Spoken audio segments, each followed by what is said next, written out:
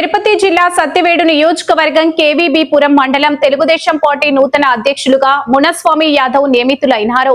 ఆయన మాట్లాడుతూ, నా మీద నమ్మకం ఉంచి ఈ పదవి నాకు అప్పచెప్పినందుకు పూరపాటి శంకర్ రెడ్డికి ధన్యవాదాలు తెలియజేసుకుంటున్నామన్నారు. ఈ సందర్భంగా పార్టీ కార్యకర్తలు సెలవువాళ్లతో పూలమాలలతో బాణసంచాలు కాల్చి సంబరాలు చేసుకున్నారు. ఈ కార్యక్రమంలో టీడీపీ నాయకులు భారీ ఎత్తున గుంపుగూడి ఘనంగా స్వాగతం పలికి పాల్గొన్నారు.